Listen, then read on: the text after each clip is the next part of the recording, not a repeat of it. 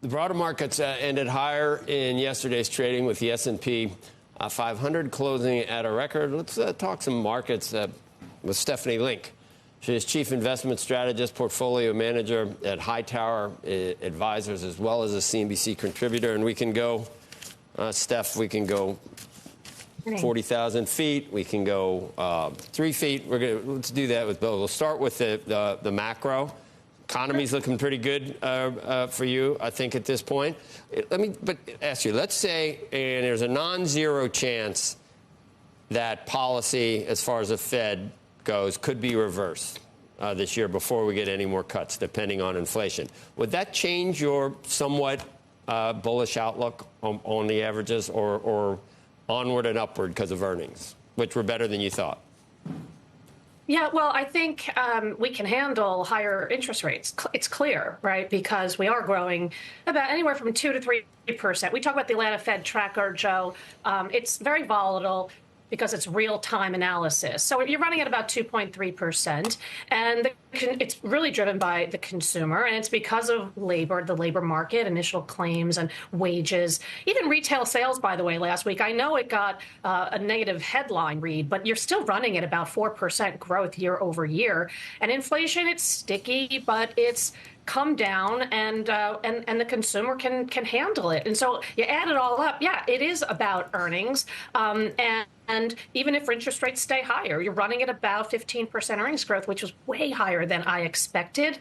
And it's not just revenue growth, it's margins. And I think that's really the surprise so far for me. So I think we'll have to see how it goes in terms of the economic data points, but so far so good. And it's also interesting that we are seeing a pretty big broadening out. If I told you at the beginning of the year that Europe would be up 11% and China would be up 16% and the S&P 500 up only 4%, that would have surprised me. But clearly, we are seeing the earnings picture broaden out, not only here in the States, but also overseas.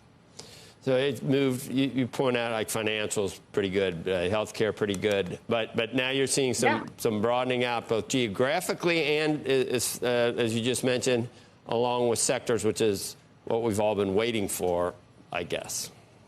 Yeah, and also value is outperforming growth by about 166 basis points so far. So it's only February. It's a long year. There's a lot of data points that we have to deal with, but so far so good. I would much prefer a broader market than one that's led by just 7 stocks. It's just such a much more healthier environment. It's a stock pickers environment. And, you know, I'm really encouraged that not only we're seeing the earnings picture better than expected, but earnings revisions in sectors like energy, in sectors like banks, in media. So it's been kind of fun to see.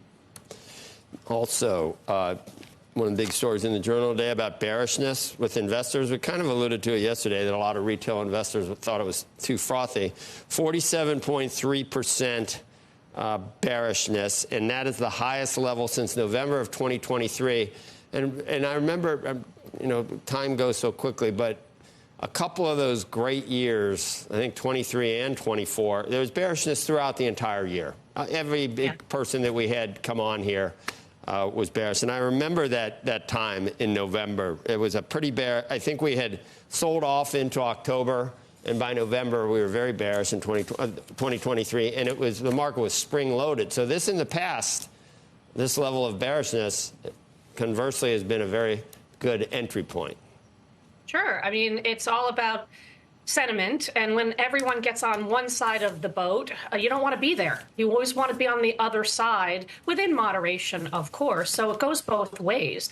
And you just have to point to, again, we talked about this now a couple times, earnings. Stocks follow profits on the way up and on the way down. And at this moment in time, earnings are going higher, and they're going higher in sectors that no one thought would see higher revisions. So I think that's very encouraging. And there's a lot of stocks, by the way, Joe, that are still down in the past year. Some of the stocks that I would highlight: United Healthcare down 3% in the past year. SLB, Schlumberger, down 12% in the past year. Even Snowflake, which is up 24% year to date, it's still down 17% in the past year. So I'm trying to find some names out there that are giving me opportunities where I think the fundamentals are improving and the valuations are at discount levels.